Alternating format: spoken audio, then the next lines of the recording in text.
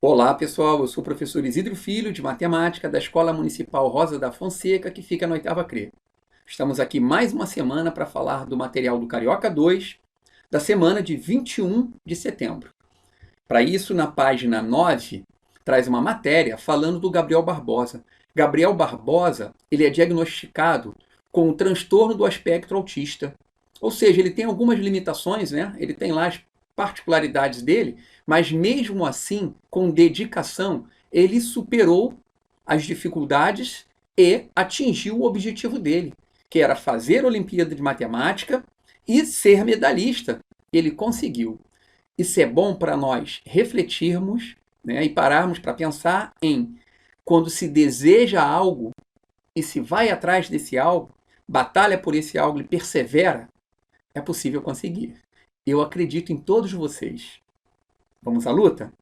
Dando sequência, na página 10, trago um recorte da página, onde a gente lembra dos conjuntos e subconjuntos, né? Aí nós temos aqui, olha, nesse desenho, o conjunto dos números naturais, representado pela letra N, o conjunto dos números inteiros, representado pela letra Z, o conjunto dos números racionais, representado pela letra Q, vai ser o objeto de estudo nosso hoje, o conjunto dos números irracionais, olha, que não está dentro do conjunto dos números racionais, e juntando todos eles, o conjunto dos números reais.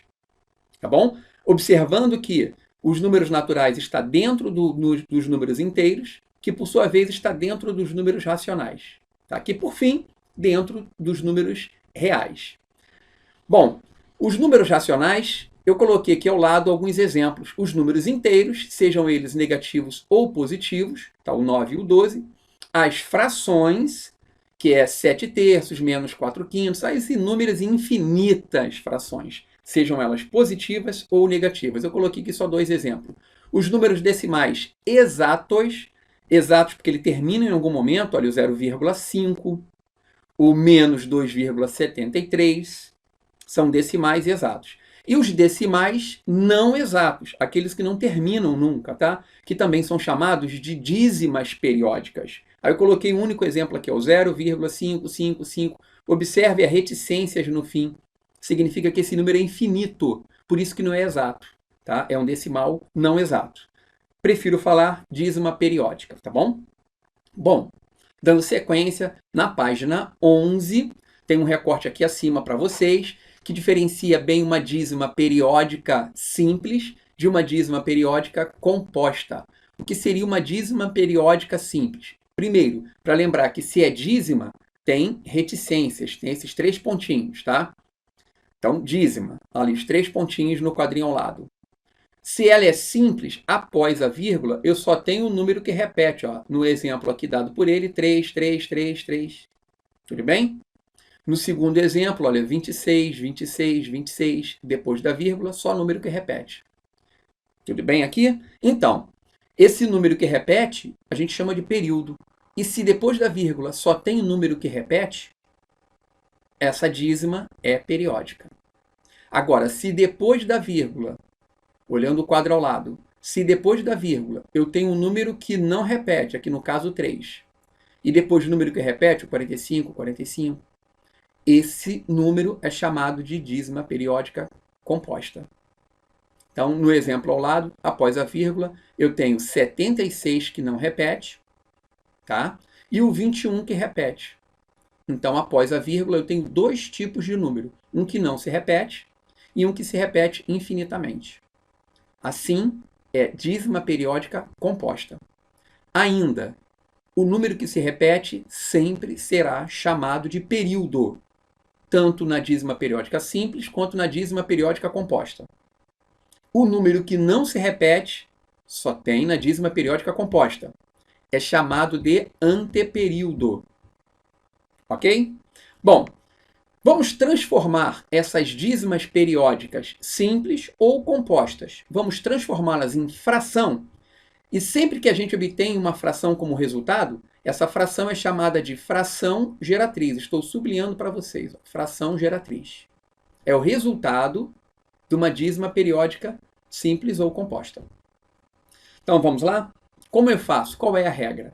eu vou transformar numa fração. Então, já coloco o traço da fração. No meu numerador, eu coloco o número que se repete. Eu chamo de período, o 2. E no meu denominador, o 9. Ponto final. O número que se repetiu foi o 2. Ele só tem um algarismo, então eu só uso um 9. O exemplo A, dízima periódica simples. Depois da vírgula só tem número que se repete. Vamos ao exemplo B? Dízima periódica simples, porque depois da vírgula só tem um número que repete, que é o 15. Como a gente faz a fração? O 15 é o número que repete, é o meu numerador. E embaixo eu coloco 9. Dessa vez eu vou colocar 2 9s. Por quê? Porque o 15 ele tem 2 algarismos. Então eu coloco 2 9s no denominador. Ok? Bom, coloquei aqui a letra C. Acho até que é um exercício também. Mas ficou como uma curiosidade para você ver que interessante. Olha, seguindo essa regra, o número é 0,999 infinito. Dízima periódica simples, porque só tem número que repete depois da vírgula. Pela nossa regrinha coloco o 9 no numerador, certo? Porque é o número que se repete, e um 9 no denominador, porque o 9 só tem um algarismo. Só que quando eu simplifico essa fração, 9 dividido por 9 dá 1. Então você observa que 0,9999 reticências, na verdade, é o 1. Eu posso considerar que é o número 1 inteiro. Tá bom? Falando em simplificação, eu quero voltar no exemplo B. Porque toda fração, se for possível simplificá-la, vamos simplificá-la. Aqui a gente observa que o número 3 divide o 15 e o 99. Então vamos simplificar essa fração pelo 3. Quanto é que dá 15 dividido pelo 3? 5. E 99 dividido pelo 3? Dá 33. Essa é a fração geratriz de 0,151515. 2 nonos é a fração geratriz de 0,222. E 1 não é uma fração, é um número inteiro. Vamos ao exemplo D. Agora eu tenho uma dízima periódica composta. Também vou obter uma fração. E essa fração também tem o nome de fração geratriz. Tenho na letra D o 3, que é um número que não repete, é o anteperíodo. E tenho o 1, que é o número que repete, o período. Como eu monto essa fração? Escrevo o 3 e o 1, que são os dois algarismos que eu tenho, na ordem que eles foram apresentados, menos o 3, que é o anteperíodo. Sempre vou fazer menos o anteperíodo.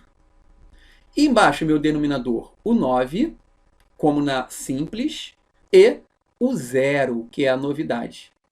O 9 está associado ao 1, que é o período, e o 0 está associado ao 3, que é o anteperíodo. Como cada um só tem um algarismo, eu só uso um 9 e um 0. E faço essa conta. 31 menos 9, 28, sobre 90. Lembra de simplificação? Eu observo que os dois números são pares. Então, ambos eu consigo dividir por 2. Professor Isidro, é obrigatório simplificar? Olha, em concurso sempre, né? Aqui fica a seu critério. Eu gosto com os meus alunos de simplificar uma fração, sempre que é possível. Quanto dá 28 dividido por 2? 14. E 90 dividido por 2? 45. Agora a gente observa que 14, 45 avos, é uma fração irredutível, porque não dá mais para reduzi-la, para simplificá-la. E ela é a fração geratriz da dízima apresentada, 0,31111 e assim vai, né? Bom, na letra E, eu também tenho uma dízima periódica composta, e o número é 0,2030303. Observe que eu tenho o 2, que não repetiu. Eu já sei que o 2 está associado ao 0. E o 030303, que é o número que repetiu, e ele está associado ao 9, então são dois algarismos, eu vou usar o 99. Isso já pensando no denominador. Então, vamos primeiro ao numerador. Eu escrevo o 2, que não repetiu, o 0 e o 3, que repetiu, menos o 2, que não repetiu, sobre o 99, que são dois 9 que a gente já viu, e o 0. Agora eu faço essa conta, 203 menos 2 vai dar 201, sobre 990 e eu observo que os dois números eu consigo dividir por 3. Sabe a dica de dividir por 3? De saber se o número é ou não divisível por 3? Somos seus algarismos. Por exemplo, 2 mais 0 mais 1 dá 3. 3 é divisível por 3. Então, 201 também dá. E 9 mais 9 mais 0 dá 18. E 18 é divisível por 3. Então, 990 também é. Mas e o resultado? Aí você pode armar a conta e dividir. Assim, olha, 201 dividido pelo 3. 20 pelo 3 dá 6. 3 vezes 6, 18 para o 22. Abaixa 1, 21. Para o 3 vai dar 7. 3 vezes 7, 21. Para o 21, 0. Então, dá 67 no nosso numerador. E o denominador? 990 dividido por 3. 9 pelo 3 dá 3. 3 vezes 3, 9, sobra 0. Abaixo 9. Pelo 3 dá 3. De novo, sobra 0. E esse 0 vem para o nosso quociente e encerra a conta.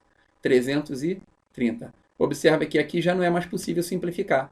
67 sobre 330 é a nossa fração geratriz. Dando sequência, vamos à página 12. Tem uma cruzada para a gente preencher. Tá bom? E aqui eu deixo algumas dicas do lado, que seria um decimal exato.